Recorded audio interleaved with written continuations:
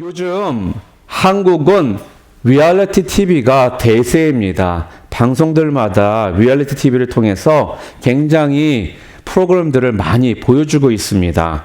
요즘 방송에서 또 인기를 끄고 있는 프로그램이 있었는데 그게 무엇이냐? 진짜 사나이라는 프로그램이에요. 그런데 요즘에 진짜 사나이 남자들 편보다는 우리 여자 연예인들이 나온 여자 여군 특집이 지금 굉장히 많은 인기를 끌고 있다고 합니다. 진짜 사나이는 원래 취지가요, 연예인들이 군대를 가가지고 직접 현역병들과 함께 군대 생활을 하며 그 장면들을 리얼리티 TV로 방영하는 것이 그 프로그램이었습니다. 처음에는 다들 군대 가는 것에 대해서 크게 생각도 많이 안 해보고 군대를 갑니다. 그러니까 또 다들 재미있을 것 같고 또한 호기심도 있어서 그 군대에 참여한 사람들이 많거든요. 그러나 그 기간 동안에 군대 생활을 직접 경험하면서 많은 그 프로그램에 참여했던 사람들이 자기 자신들의 그 한계가 어디며 또 얼마나 체력적으로나 또한 정신적으로 본인들이 연약한 모습 가운데 살아왔는지를, 또한 얼마나 준비 없이 그냥 편안한 생활을 누리고 살았는지에 대해서 실전 그 경험을 통해 군인의 자세와 또한 훈련의 중요성들을 깨달으며 변해가는 그 과정을 굉장히 재미와 감동을 통해 보여주고 있습니다. 거기에 보게 되면요, 처음에 가서 다들 가장 많이 힘들어하는 것이 첫 번째 기초 체력 테스트를 하는 모습이었습니다. 보통 일반적으로 여자분들은 팔굽혀펴기나 윗몸 일으키기를 솔직히 중학교, 고등학교 때는 좀 했었는지 모르지만 어느 정도 성인이 된다면은 그런 것들을 할 이유가 거의 없잖아요. 그러나 그곳에 갔더니 가장 기본적으로 하는 것이 그러한 기본적인 체력 측정이다라는 거예요.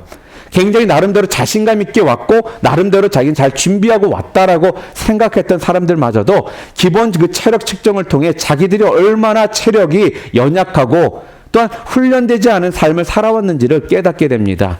또한 거기에서 또 가장 많은 사람들이 힘들어하는 것이 화생방 그런 실습이에요. 그 안에 들어가서 산소 마스크 같은 거를 이렇게 방독면을 쓰고 들어가는데 그 안에서 사람들이 많은 경우 패닉 증세가 일어납니다. 공포감에 질려서 숨을 제대로 못 쉬고 또 잘못 숨을 들이쉼으로써 거기에서 그 가스들을 맡음으로써 눈물, 콧물을 흘리는 그 장면들을 보면 처음에는 다들 에이 그 정도까지야 라고 생각했던 사람들이 한 사람씩 한 사람씩 그런 모습으로 나오는 것을 보고 두려움을 갖고 또한 그것을 통해 그 일들이 얼마나 힘들고 또한 어려운 일인지에 대해서 깨닫게 되는 모습을 보게 되었습니다.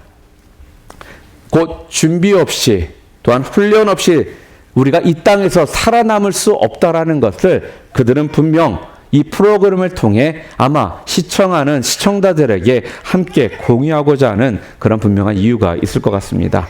그래서 오늘부터요, 우리가 진짜 사나이 6주 동안 그 시리즈를 여러분들과 함께 말씀을 증거하려고 합니다. 진짜 사나이라고 하니까 여러분들 가운데 남성들한테만 얘기하는 것이라고 생각하지 마시길 바랍니다. 정확히 말한다면요, 우리 모두는 지금 이 땅에 사는 동안 여러분이나 저나 다 영적 전쟁에 지금 참여하고 있습니다. 그렇기 때문에 여러분이나 저 모두가 지금 영적 전쟁 가운데 우리가 지금요, 싸움을 지금 전투를 벌이고 있다라는 거예요. 그렇기 때문에 여러분 저희 모두에게 지금 주시는 말씀이 바로 오늘부터 시작할 6주간의 진짜 사나이 시리즈의 말씀이 될 것 같습니다. 여러분 이 6주간의 이 말씀 시리즈를 통해서 여러분 모두가요, 진짜 사나이로서 여러분들이 변화되고 또 다시 한번 여러분 자신들을 훈련시키고 준비시킬 수 있는 은혜의 시간이 되시기를 주님의 이름으로 축원합니다. 자, 그래서 오늘은 첫 번째 시간으로요, 진리의 허리띠를 띠라라는 주제로 여러분들과 함께 말씀을 나누도록 하겠습니다. 지금 우리는 사순절 기간을 지내고 있습니다. 그래서 사순절 기간은 우리가 예수님께서 걸어가셨던 그 고난의 길을 한번 생각해 보면서 예수님이 우리들에게 원하시는 삶의 모습들이 무엇인지에 대해서 생각해 본다면 아마 예수님께서는 우리들에게 전신갑주에 대해서, 하나님의 전신갑주에 대해서 좀 더 구체적인 그런 방법과 또한 구체적인 그런 내용들을 좀 살펴보기를 원하신다라고 생각이 들었습니다. 우리는요, 하나님의 어떻게 보면 믿음의 영적 전사로 여러분 모두가 지금 부르심을 받은 사람들입니다. 에덴의 그런 타락 이후에 하나님께서는요, 하나님 나라의 회복을 위해서 또한 잃어버린 하나님의 백성들을 구원하시기 위해서 어떻게 보면 저와 여러분을 미리 부르셨다라는 거예요. 그런데요, 사단은요, 여전히 자신들의 영역을 고수하기 위해서 어떻게 하면은 심지어 더욱 확장시키기 위해서 발악의 수준까지 지금 와 있기 때문에 우리가 만약에 사단과의 영적 전쟁을 해도 되고 안 해도 되고 그런 것들이 아니라 불가피하게 지금 우리 모두는 그 전쟁 가운데 지금 다 인발부 되어 있는 사람들이라는 겁니다. 그들은요, 여전히 자신들이 하나님의 영광을 빼앗아서 자신들이 그 영광들을 받아 누릴 수 있을 거라고 생각해서 이런 착각 가운데 나오지를 못합니다. 우리가 시험을 받고 또 가끔씩 쓰러지고 또 마음적으로 이런 유혹들이 오는 것들 하나하나마다 다 계속적인 그런 영적 전쟁을 통해서 여러분이나 제가 지금 그 싸움에서 지느냐 이기느냐에 따라서 우리들의 삶의 모습이 분명히 달라질 수밖에 없는 겁니다. 그런데 사단은요, 계속적으로 생각하기를 우리들을 잘 지금 속이고 있다라고 생각을 하고 있다라는 거예요. 자, 그렇다면은 사단이 좀 더 자신의 그 영역을 확장시키기 위해서 지금 여전히 사용하고 있는 전략이 있습니다. 그 전략을 오늘 한 3가지 정도 먼저 좀 말씀을 드리려고 합니다. 자, 그렇다면 사단이 자신의 영역을 좀 더 확장시키기 위해서 쓰고 있는 전략 첫 번째가 뭐냐? 사단은요, 합리성으로 우리를 계속적으로 유혹합니다. 사단은요, 묘한 논리를 가지고 우리들에게 접근을 해와요. 일종의 궤변이지만 특별히 사고 훈련을 받지 않은 사람들은요, 이 사단의 논리가 굉장히 훌륭해 보입니다. 그리고 또한 합리적이고 설득력이 있이 보이더라는 거예요. 사단은 예수님께도 이렇게 말을 합니다. 너는 분명 하나님의 아들이다. 그리고 너는 유대인의 왕이다 라고 말을 합니다. 분명 이 말은 틀린 말이 아니지 않습니까? 그런데요, 그 다음에 사단이 뭐라고 하는지 아세요? 이렇게 말을 하더라는 거예요. 그렇지만 내가 어떻게 하나님의 아들 메시아로서 역할을 감당할 수 있겠냐? 이렇게 말을 해요. 일단 이걸로 끝나는 것이 아니라 뭐라고 하는지 아세요? 이렇게 초라한 모습으로 사람들 앞에 네가 선다면은 도대체 사람들이 너를 과연 따라올까? 이렇게 말을 하더라는 것입니다. 시대를 파악하고요, 또 분별하라고 오히려 지금 사단은요, 예수님을 가르치고 있습니다. 사단은 계속적으로 우리들에게 말하는 모습이 무엇이냐? 세상의 방법들을 동원하라는 거예요. 세상의 힘과 권력을 사용하라는 거예요. 세상의 영광을 사용하라고 한다면 우리한테 말을 하면서 그런 것들을 사용하면 조금 더 쉽게 효과적으로 일할 수 있지 않겠냐라면서 우리들에게 이러한 논리를 가지고 다가오기 시작하더라는 거죠. 이 말을 들으면요, 솔직하게 틀린 말은 아닌 것 같습니다. 굉장히 좀 그럴듯하게 들리더라는 거예요. 불교나 다른 종교도 보잖아요. 그러면요, 그들이 펴는 논리는요, 인간의 입장에서 들어보면 굉장히 맞는 이야기들만 해요. 그런데 기독교의 논리를 잘 들어보잖아요. 그럼 우리 인간들의 논리하고는 좀 맞지 않는 부분의 이야기들을 성경을 통해 하고 있다라는 거죠. 예를 들어 뭐가 있을까요? 우리가 잘 이해할 수 없는 논리들, 다른 것이 아니죠. 처녀가 성령으로 잉태가 되었다라고 말을 합니다. 또 죽음에서 부활한다라고 말을 하더라는 거예요. 또한 뭐라고 그래요? 구원은 행위로 얻는 것이 아니라 2000년 전에 십자가상에서 죽으시고 부활하신 예수 그리스도를 믿음으로써 우리가 뭐라는 거예요? 바로 구원을 얻을 수 있다라고 이렇게 말을 하더라는 거예요. 그러니까 기독교의 근본 진리는 사단이 펴는 논리와 비교해 볼 때 어떻다라는 거예요? 인간의 합리성하고는 전부 다 충돌이 될 수밖에 없더라는 거죠. 불합리한 부분들이 너무 많은 것 같습니다. 그런데요, 여러분, 종교는 다른 것이 아닙니다. 바로 우리 하나님에 관한 것입니다. 하나님은 인간과 비교할 수 없이 높으신 분이십니다. 우리가 하나님에 대해서 다 이해가 되고 하나님께서 우리들에게 말씀해 주시는 것들이 다 논리들이 이해가 된다면 여러분과 제가 굳이 우리의 이 생각으로 이해가 되는 그 하나님을 믿을 이유가 없고 그 하나님을 우리가 믿고 나아갈 이유가 없다라는 겁니다. 우리 하나님은요, 그래서 우리와는 다른 더 높으신 분이심을 우리들이 분명히 그걸 알고 있어야지만 자꾸 성경을 통해 주어지는 이 논리들에 대해서 불합리하니, 이해가 되지 않니, 이러한 그러한 이야기를 통해서 하나님을 받아들이는 것을 자꾸 밀지 않게 되게 되는 것입니다. 우리가 하나님에 대해서 우리의 논리대로 인간의 합리적인 생각으로 다 이해할 수 없으시기 때문에 그래서 하나님이시라는 거예요. 그분은 우리보다 결코 낮은 분이 아니십니다. 여러분, 합리라는 말이 무엇일까요? 합리는 다른 것이 아닙니다. 자기 자신의 눈높이에 맞춰서 이해가 되는 것이 합리라는 거예요. 그러나 우리는 우리의 창조주 하나님에 대한 기본적으로 어떻습니까? 우리가 이해되는 걸로 하나님을 바라보는 것이 아니라 바로 우리의 신앙 가운데 믿음으로 그 하나님을 받아들여야 할 때 그때부터 우리의 신앙의 모습들이 성장해 나가는 거고 바로 그때부터 능력의 종들로서 우리들이 쓰임을 받을 수가 있게 되는 것입니다. 비록 그것이 우리의 생각과는 다를지라도 그분의 그 인도하심을 믿고 또한 맡기고 나가는 그런 순종의 그런 모습이 바로 신앙이라는 말씀이에요. 바로 믿고 나가는 것입니다. 또한 두 번째로 사단은요, 대가 없는 지름길로 가라고 우리들에게 속삭이더라는 거예요. 사단이 그 영역을 넓히기 위해서 별의별 방법들을 다 동원합니다.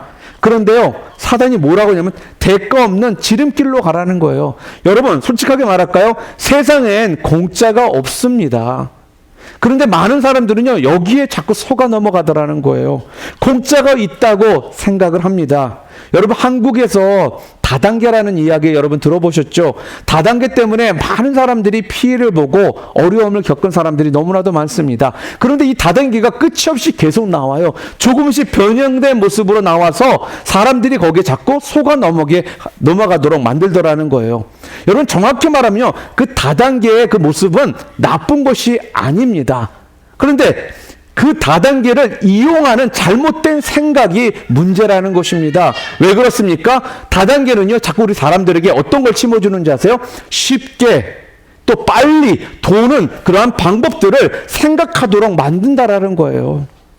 신앙생활도 성령 충만함도 어떻게 보면 영적인 거인도 하나님의 또한 은혜와 충만한 은총을 입는 것도 자꾸 어떻게 해요? 쉽게 소유하려고 하더라는 거예요. 그런데요, 진리는 분명한 대가를 치러야만 된다는 것이죠. 헌신 없이 이루어질 수 있는 일은요, 딱 한 가지밖에 없습니다. 바로 구원 빼고는 헌신 없이 이루어질 수 있는 것은 아무것도 없습니다. 성령 충만한 삶을 살기를 우리는 다 원합니다. 그리고 성령 충만을 위해서요, 기도도 열심히들 하십니다. 또한 말씀 묵상도 열심히 해야 된다는 걸 너무나도 잘 알고 있습니다. 또한 집회나 간증 집회를 통해서 그분들의 그 삶을 들으며 그 고난 가운데 하나님께서 어떻게 역사하셨는지에 대해서 잘 듣고 알고 있습니다. 또한 그 고난과 힘듦을 내가 이겨내게 되면은 이러한 결과가 내 삶 가운데 있다라는 것 또한 분명히 알고 있습니다. 그리고 어떤 그러한 선한 싸움을 통해서 내가 더 성장한다라는 것 또한 우리가 모르고 있는 것은 아니다라는 거예요. 다 모든 것들을 다 공감합니다. 하나님을 경험하고 싶어 하기도 해요. 또한 고난과 역경이 오면은 이것을 이겨내야 된다라는 것을 너무나도 잘 알고 있습니다. 그런데 어떤 줄 아십니까? 그런 일이 직접 닥치면요, 무릎을 꿇고 주님 앞으로 기도하며 나가는 것이 아니라 어떻게 하면 그 상황을 피해갈까, 도망갈까, 이것이 더 우리 가운데 먼저 앞서 있더라는 거예요. 사단의 유혹이 바로 이러한 것입니다. 사단은요, 우리한테 계속적으로 쉬운 방법을 선택하라고 우리한테 자꾸 말을 합니다. 달콤한 길을 선택하라고 말을 해요. 쉽게 하라고 말합니다. 쉬운 길이라면 it's okay라는 이런 메시지를 통해 자꾸 우리들한테 피해가도록 만들더라는 것입니다. 여러분, 이것이 바로 사단의 유혹이라는 것을 여러분 잊지 마시기를 바랍니다. 하나님께서는요, 우리들에게 그 고난을 통해서, 어려움을 통해서 여러분들을 변화시키기를 원하신다라는 거예요. 하나님께 더 가까이 나오기를 원하십니다. 또한 여러분들을 향한 하나님의 그 계획하심을 여러분들이 그 고난을 통해 발견하기를 우리 하나님께서는 원하신다라는 거예요. 그것이 바로 고난을 사용하시는 하나님의 뜻임을 여러분 믿으시기를 주님의 이름으로 축원합니다. 고난의 대가를 치러야지만 바로 우리 하나님의 그 신실하심과 또한 은혜로운 하나님을 우리가 진정 발견할 수가 있습니다. 그러나 사단은요, 그 고난을 경험하지 않고 자꾸만 달콤한 이야기만으로 우리를 하나님과 점점 격리시키도록 만든다라는 거예요. 세 번째로 사단이 영적 본인의 그런 영역을 넓혀가는 세 번째 또 전략이 무엇이냐? 사단은요, 세속적인 방법을 사용하라고 우리한테 자꾸 유혹을 합니다. 무슨 말씀이에요? 신앙보다는 사업을, 정직보다는 술수를 권하더라는 거예요. 예를 들어서 성경을 읽기 위해서 촛대를 훔치는 것쯤은 괜찮아, 이렇게 말을 합니다.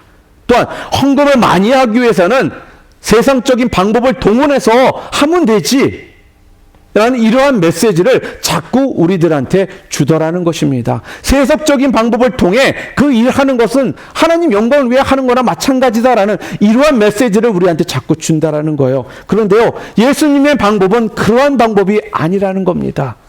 예수님은요, 우리들이 육체적인 쾌락이나 안일함을 가지고 주님께서 우리들에게 메시지를 주시는 것이 아니라 그것이 어렵고 힘든 일일지라도 바로 예수님의 방법을 통해서 그 일들을 이루어 나가기를 원하시는 것이 바로 우리 예수님의 원하시는 모습이라는 겁니다. 그래서요, 예수님은요, 쉬운 길을 선택하지 않으시고요, 죽기까지 우리들에게 본인의 그 사랑을 직접 보여주셨습니다.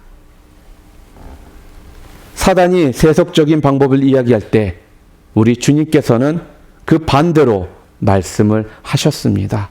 누가복음 6장 38절에 보게 되면요, 참으로 부유해지기 위해서는 예수님이 뭐라고 했는지 아세요? 주라는 거예요. 너희들이 주면 줄수록 참 부유해질 수 있다라고 말합니다. 그러나 세속적인 방법은 무엇입니까? 자꾸 움켜쥐고 있어라, 다 네 거 소유로 만들라라고 세상은 우리들에게 말한다라는 겁니다. 우리가 신앙생활 하다면서 가끔씩 그런 얘기가 있습니다. 누구 얘기를 들어보면 저 사람은 어떻게 하나님의 도움을 받고 또 어떻게 해서 누가 뭘 줬다 그러면 부러워들 합니다. 그런데 이걸 좀 바꿔서 생각해 보시기를 바랍니다. 누구한테 받는 것이 축복이 아니라 내가 누구한테 줄 수 있는 것이 축복이라는 사실을 우리들이 알아야 되는데 자꾸 세상은요, 사단은 받는 것이 축복인 것처럼 우리들에게 속삭인다라는 거예요. 예수님은 지금 뭐라는 거예요? 참으로 부유해지는 것은 받는 것이 아니라 주는 거라고 지금 분명하게 말씀을 하고 계신다는 겁니다. 그러나 세속적인 방법은 그 다른 방법, 반대의 방법을 통해 우리들에게 자꾸 말을 해준다는 거죠.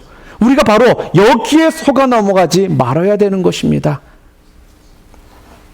하나님의 나라는 그래서요, 창과 칼과 힘이나 권력을 이루어지는 것이 아니라 바로 사랑의 힘으로 이루어지는 것이 바로 하나님의 나라입니다.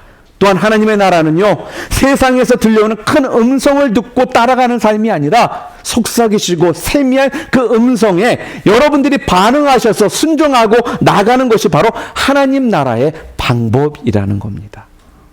그래서 우리는요, 이러한 사단의 유혹과 전쟁 속에서요, 인생의 험난함 속에서 승리하기 위해서 그래서 우리들이 모두가요, 하나님의 전신갑주를 입어야 된다라는 거죠. 이것이 곧 예수님께서 우리들에게 기다리라고 한 성령 충만함이라는 말씀입니다.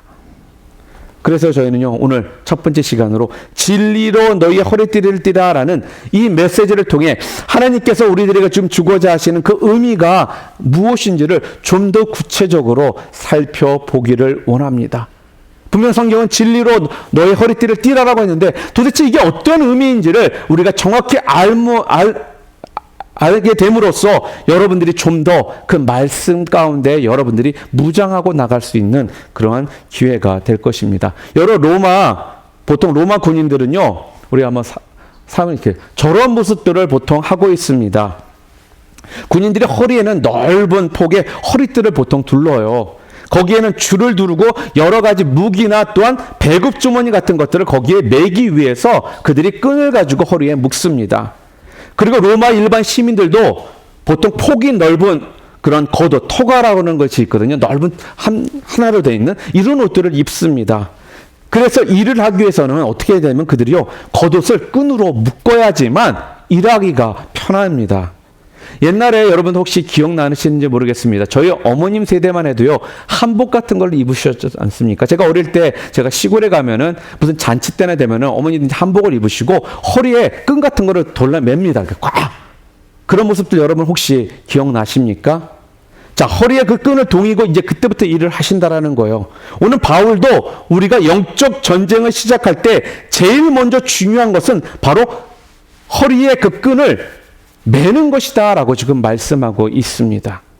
그것으로 인해서 우리가 무엇인가에 지금 중요한 것을 좀 결심하고 또한 결단하는 모습을 우리가 보이기 위함이라는 거예요. 우리가 끈을 묶고 딱 쓴다는 건 그 어떤 일에 내가 좀 더 집중하고 결단하고 하기 위해서 어떻게 보면 내 모습이라는 말씀이에요.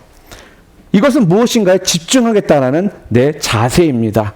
한 마음을 품고 내가 그 일에 집중하겠다. 그런 모습인 거죠. 여러분, 경기에 임하는 모든 스포츠 선수들에게 있어서 승패를 결정하는 가장 중요한 요소가 뭔지 아세요? 바로 집중입니다. 스포츠 시설이나 관중들이나 모든 외적인 부분들도 분명 맞아요. 어느 정도 요인이 될 수가 있습니다. 그러나 가장 중요한 것은 그 상황 가운데 내가 얼마나 지금 집중하고 거기에 내 모든 것을 쏟고 있느냐에 따라서 승패가 결정이 난다는 거죠. 대개 어떠한 일을 성취하는 사람의 공통점은요, 그 일에 집중하는 데 있습니다. 분명한 초점을 가지고 그것을 바라보는 거예요. 분명한 목적과 목표가 있다라는 것입니다. 여러분, 관역의 화살을 쏘잖아요. 온전히 명중시키기 위해서는요, 우리가 뭐로 해야 되냐면 그 관역을 집중할 수 있도록 우리가 모든 것을 거기에 포커스를 두고 쏴야 된다라는 거예요. 여기서 오늘 본문과 비슷한 상황적인 역사적인 스토리가 출애굽기 12장 11절에 나와 있습니다.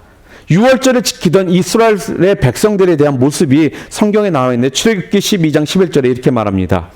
너희는 그것을 이렇게 먹을지니 허리에 띠를 띠고 발에 신을 신고 손에 지팡이를 잡고 급히 먹으라. 이것이 여호와의 6월절이니라. 430년 동안의 그 노예 생활을 청산하고 드디어 자유의 몸이 되어서 하나님의 그 약속의 땅을 향해 지금 이스라엘 백성들이 지금 가고 있습니다. 꿈과 비전을 성취하기 위해서 지금 나가는 백성들의 모습은 허리에 띠를 띠고 있는 모습이에요. 그리고 뭐로 했다고 그래요? 신을 신고요, 손에 지팡이를 들고 서서 먹었다라고 지금 성경에 기록이 되어 있습니다. 우리는요, 지금 정확히 말하면요, 결코 종착지에 우리가 도달한 삶이 아니라는 거예요. 우리는 가기 위해서 지금 출발하고 있는 그런 자들의 모습이라는 것입니다. 주님 오시는 날까지 여러분과 저는요, 아직 종착지에 도착한 삶이 아니라는 겁니다. 이 말씀은요, 도착하는 그 날까지 여러분과 제가요, 허리에 끈을 메고요, 집중하는 모습 가운데 한 방향을 보고 우리가 나아가는 삶을 살아야 된다는 거예요. 지금 조금 내 삶이 편안해지셨습니까? 지금 뭔가가 잘 되는 것 같습니까? 뭔가가 내 마음가운데 편안함이 있습니까? 아직 여러분들은 그 종착지에 도착한 사람들이 아니기에 여러분들이 다른 데의 마음을 빼앗기면 안 되고 어떻게 해야 된다는 거예요? 허리에 끈을 동요매고 끝까지 주님을 향한 집중된 마인드를 가지고 포커스를 가지고 바라보며 나가는 이런 삶을 살라는 것이 바로 전신갑주를 입을 때 허리에 띠를 동이는 것, 띠를 매는 삶의 모습이라는 거예요. 그래서 여러분들은요, 지금도 허리띠를 꽉 졸라맬 수 있어야 되는 것입니다. 하나님이 여러분들에게 약속하신 것들을요, 바라보시면서 허리를 졸라매고 그것을 바라보며 끝까지 집중하며 여러분들이 나아가셔야 된다는 거예요. 그래서 집중이라는 건요, 싱글 포커스를 말합니다. 어떤 한 가지에 모든 것을 집중하는 것을 말한다라는 거예요. 즉, 이것은 다른 것을 다 포기한다라는 것입니다. 무슨 말씀입니까? 하나님의 영광을 위해서 내가 집중하기 위해서는 나한테 있는 다른 것들을 포기할 수 있는 내 자세, 그 모습, 그 부분을 지금 얘기해 주고 있는 거거든요. 하나님께서는요, 우리의 모든 것을 여러분 잊지 마시기를 바랍니다. 가져가실 수 있는 분이십니다. 왜 그럴까요? 다른 이유가 아닙니다. 우리가 하나님을 전적으로 의지해야 한다는 것을 우리들에게 깨닫고 이해시켜 주시기 위해서 다 가져가실 수도 있다라는 거예요. 제가 바라면요, 그런 일들이 안 벌어지기를 바랍니다. 그런데 우리들이 너무나도 미련하고 미약해서 그런 것들을 잊어버리고 살 때가 너무나 많기 때문에 언제 어떻게 하나님께서 가져가실지 모르는 그것에 목숨을 걸고 우리들이 가기 때문에 자꾸 우리들의 집중이 흩어지기 시작한다는 거죠. 여러분, 모세가 대표적인 예였습니다. 모세는요, 애굽의 왕자로서요, 40년 동안 모든 것들을 다 누렸어요. 그리고 본인이 모든 걸 다 가지고 있다라고 생각했던 사람이었습니다.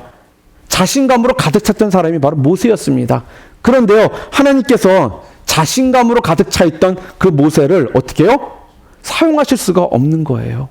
다른 것으로 다 차여있는 사람을 어떻게 사용하실 수가 있겠습니까? 그래서 모세를요, 광야로 보내셨던 것입니다. 거기서요, 자신감들을 다 내려놓고 모든 것을 다 내려놓고 내 것을 다 포기하고 그런 상황이 될 때 하나님께서 그때부터 모세를 채워주시더라는 거예요. 그때부터 모세가 채워지니까 모세는 성경에 나와 있는 역사상 가장 뛰어난 지도자로서 하나님 앞에 놀랍게 쓰임받는 자가 되었다라는 거죠. 사랑하는 성도 여러분, 하나님께서는요, 여러분들을 채워주시기를 원하십니다. 여러분들을 채워주려면요, 여러분들이 내려놓고 비우셔야지만 그 자리가 채워지는데 우리는 자꾸 다른 것으로 내 마음을 채워버리니까 채워주고자 하셔도 채울 수 없더라는 거예요. 그 채워져 있는 부분들을 다 버리시고 내버리실 때 그때부터 하나님께서는 그 빈 공간들을 하나님의 방법으로 채우셔서 여러분들을 사용하실 수가 있는 것입니다. 그래서 오늘 바울은요, 영적 전쟁을 하는 사람들, 하나님의 인생을 살아가는 사람들에게 처음으로 제일 먼저 제안하고 있는 것이 뭐예요? 진리로 허리띠를 매라는 것입니다. 먼저 내가 어디에 집중해야 될지를 먼저 깨달으라는 거예요. 내가 지금 어느 방향을 보고 가야 되는지에 대해서 먼저 알라라는 것입니다. 자, 그렇다면요, 구체적으로 진리로 허리띠를 맨다라는 것이 좀 무엇인지 좀 살펴보도록 하겠습니다. 자, 그렇다면 진리로 허리띠를 맨다라는 것, 구체적인 방법 첫 번째 무엇이냐? 바로 예수님께 집중하라는 그 의미입니다. 여러분들이 진리로 허리띠를 매려면 첫 번째로 예수님께 여러분이 집중하셔야 돼요. 어떤 심리학자가 군중 심리를 개인의 결정에 미치는, 군중 심리가 개인의 결정에 미치는 그 영향을 연구하기 위해서 실험을 했습니다. 비슷한 크기의 그런 판자에다가 한쪽은 검정색으로 칠하고 또 다른 쪽은 회색으로 칠했어요. 그리고 선생님과 50명의 학생들 중에 40명에게 미리 이야기를 합니다. 회색판에, 이쪽에 있는 그 회색판을 검정판이다라고 말을 하라고 시킨 거예요. 그러니까 50명 중에 40명은 미리 짜고 회색판이 검정판이다라고 벌써 마음을 먹고 그것을 이제 지적을 하는 거예요. 그래서 첫 번째 실험을 했습니다. 그랬더니 당연히 그 40명은 회색을 검정이라고 말했고 또한 이 10명만 이 검정을 진짜 검정이라고 말을 했어요. 그런데요, 신기한 게 뭔지 아세요? 계속적으로 이 실험을 반복하잖아요. 그럼 어떤 일이 벌어지는지 아세요? 점차적으로 검은 판이라고 했던 사람들이 점점 이 회색판을 검은 판이라고 하더라는 거예요. 10명 중에 그 나머지 9명도 나중에는 군중 심리에 의해서 회색판을 바라보면서 검정판이다라고 그렇게 그들이 말을 했다라고 합니다. 이 실험을 통해서 대부분의 사람들이 어떤 결정을 내릴 때 진리를 쫓기보다는요, 무슨 말씀이에요? 다수의 의견에 따라 결정을 하는 것을 알 수가 있었습니다. 사단은요, 할 수만 있다면은 광명한 천사의 모습으로 가장하고 자꾸 우리의 사고를 자꾸 흩어 놓으려고 한다는 것입니다. 세상의 합리주의와 세속적인 방법이나 편의주의로 우리를 자꾸 유혹한다라는 거예요. 또한 산업화의 발달로 인해서 기계주의에 우리의 인격을 묻어버리도록 만들더라는 겁니다. 물질주의와 부와 권력의 시녀가 되게 우리를 만듭니다. 또한 예수님이 하나님이 아니라고 말을 합니다. 또한 왜냐하면 동정녀의 탄생이 이해가 되지 않기 때문이다라고 말을 합니다. 또한 죽음에서 부활하신 것 자체가 이해가 되지 않는다라고 사람들이 말을 합니다. 그래서 예수님이 단지 선지자 중에 한 사람이다라고 말을 하더라는 것입니다. 그런데요, 사랑하는 성도 여러분, 우리 하나님은요, 분명 예수님을 여러분과 저를 위해서 이 땅에 보내주셨습니다. 그리고 우리 예수님은요, 동정녀 마리아를 통해 이 땅에 태어나셨습니다. 우리 예수님은요, 여러분과 저를 구원하시기 위해서 구원자로 이 땅에 오셨음을 여러분 믿으시는 여러분 모두 되시기를 주님의 이름으로 축원합니다. 세상은 자꾸 우리들한테 말도 안 된다, 그런 것들을 어떻게 할 수가 있느냐라고 계속적으로 사람들은 궁중심리를 통해 우리들의 마음을 흩어놓으려고 할 때 여러분의 마음을 빼앗기지 않으시기를 바랍니다. 여러분, 그것이 바로 진리라는 것입니다. 진리는 변하지 않는 것이 진리라는 거예요. 우리 주님은 만왕의 왕으로 분명 이 땅에 다시 오실 것입니다. 그리고요, 우리에게 꿈과 희망을 주시는 분이 바로 우리 예수님이시고요. 또한 예수님만이 우리 세상의 소망이요 유일한 구원자 되심을 여러분 믿으시길 바랍니다. 그분만이 우리를 하나님 아버지께로 인도하실 수 있는 분이심을 여러분들이 흔들리지 않으시기를 바랍니다. 그래서 요한복음 14장 6절에 뭐라고 나왔습니까? 예수께서 이르시되 내가 곧 길이요 진리요 생명이니 나로 말미암지 않고는 아버지께로 올 자가 없느니라 라고 우리들에게 말씀해 주고 계십니다. 오직 예수님만이 우리의 길이요 진리요 생명이라는 그 말씀입니다.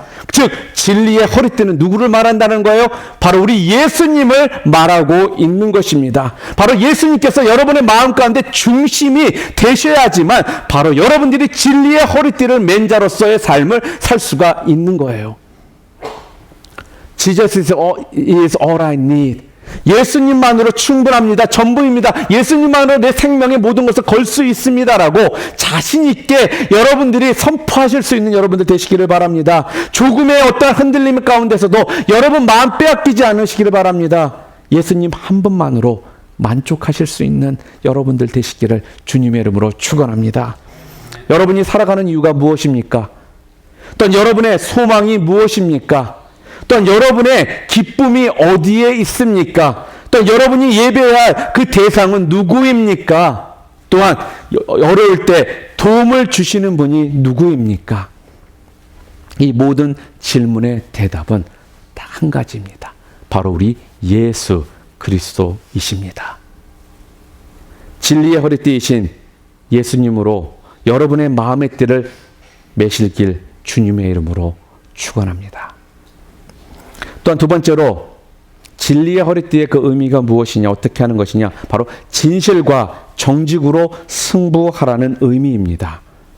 진리의 두 번째 특성은요, 바로 진실입니다. The truth. 성경에는 truth라는 말을 성경에 참 많이 나옵니다. 진실. 여기서 많이 사용되고 있는데 사도 바울이 여기서 말씀하고 있는 그 의도가 무엇이냐면요, 요한복음 8장 44절에 보게 되면은 뭐라고 성경에 나와 있냐면은 사단이 거짓의 아비이기 때문이라는 거예요. 사단이 거짓의 아비이기 때문에 바로 뭐예요? 진리로 우리가 승부해야 된다라는 거예요. 그래서 지금 오늘 본문을 통해서 진리에 대한 이야기를 지금 말씀해 주고 있습니다. 쌀가게를 운영하시는 어떤 한 신실한 집사님 부부가 계셨습니다. 하루는 주인인 김 집사가 부인에게 이렇게 말합니다. 오늘 쇠고기나 돼지고기를 사려면 박씨집에 있는 박씨집 정육점에 가지 말고 다른 정육점 가서 꼭 사세요. 이렇게 얘기를 하는 거예요. 그러니까 부인이 놀라가지고 남편 김 집사님을 바라보면서 이렇게 말합니다. 아니 왜요? 우리 집 단골이잖아요.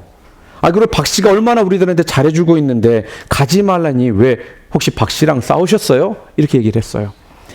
그랬더니 그 김 집사님이 하시는 말씀이 아니 싸운 게 아니고 그런데 왜 딴 곳에 가서 살라는 거예요. 그 집이 가깝고 또 굉장히 우리들한테 잘해주잖아요.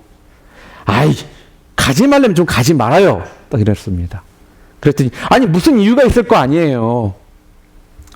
참 딱한 사람 같으니. 아니 그래도 무슨 이유인지를 알아야지 나도 다른 데 가지 않겠습니까? 또 이렇게 말을 합니다. 그랬더니 이 김집사라는 분이 이렇게 말합니다. 아침에 우리 집 저울을 빌려갔어.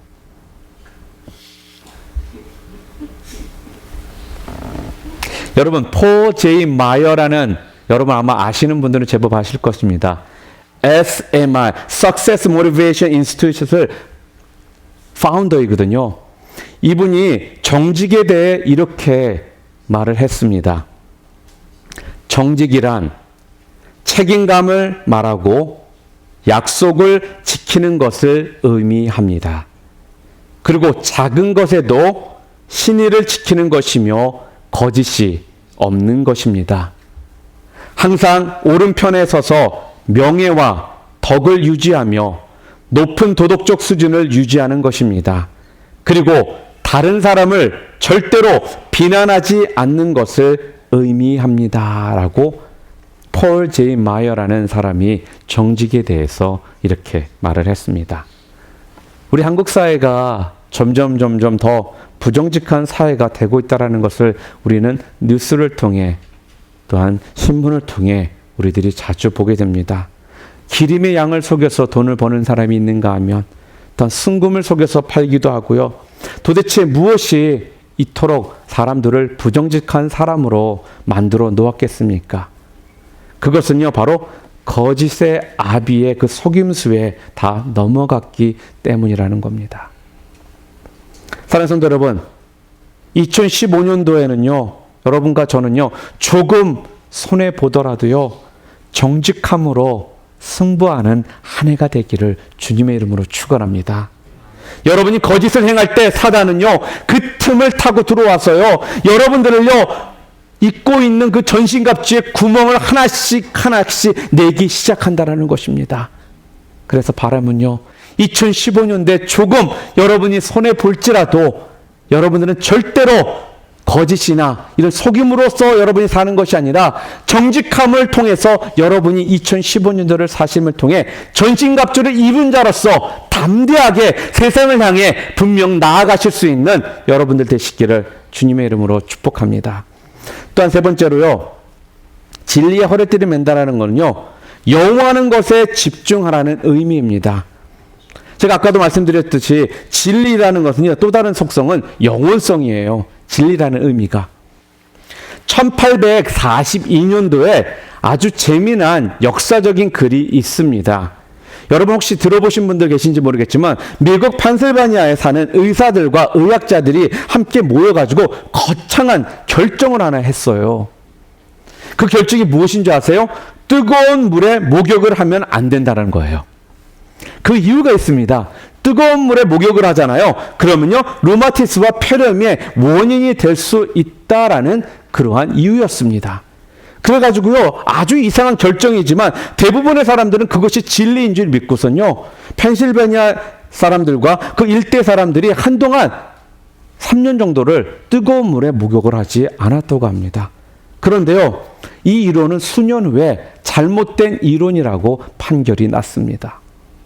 또한 1903년도에 그 유명한 라이트 형제가 기계도 하늘을 날 수 있다라고 말을 했습니다.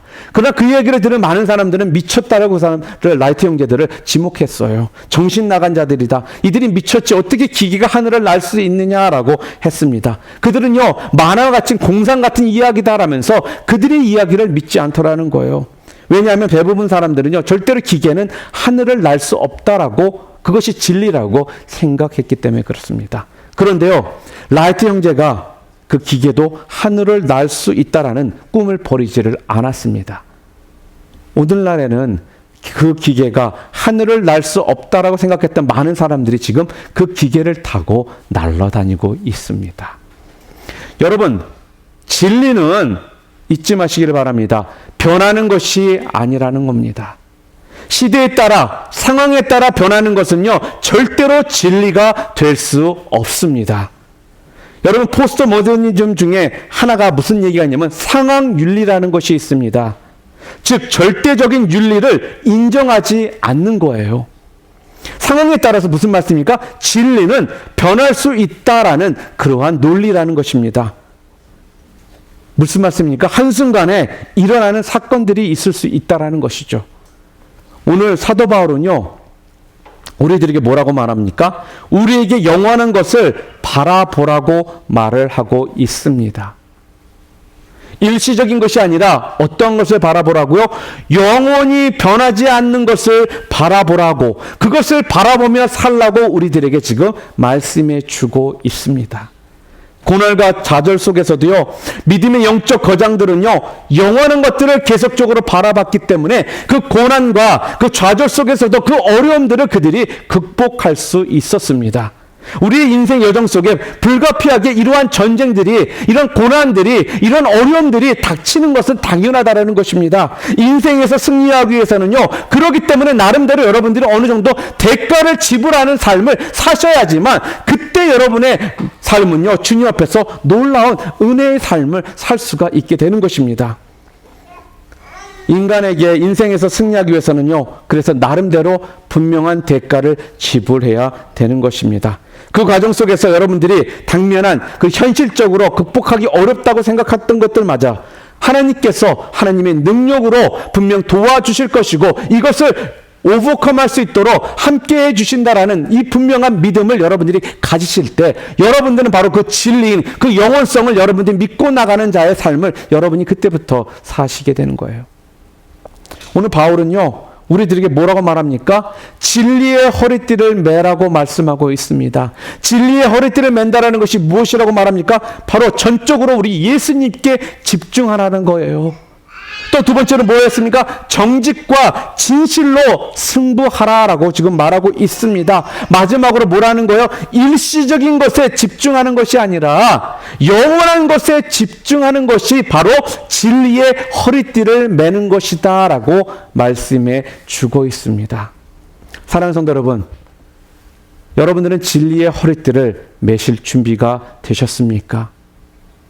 진리의 허리띠는 바로 우리 예수님께 집중하는 삶이요, 또한 정직과 진실로 어떠한 상황 가운데서도 승부하는 것이고, 또한 영원한 것을 여러분이 바라보고 나아가시는 삶이 바로 진리의 허리띠를 맨 삶이라는 것입니다. 이토록 예수님께 집중하시고 정직과 진실로, 그리고 영원한 하나님의 그 은혜와 복을 믿고 누리실 수 있는 여러분들 되심을 통해 주님께서 말씀하시는 전신갑주를 통해 준비된 자, 진짜 사나이의 모습으로 변해가시는 여러분들 모두 되시기를 주님의 이름으로 축원합니다. 우리 시간 함께 기도하시겠습니다.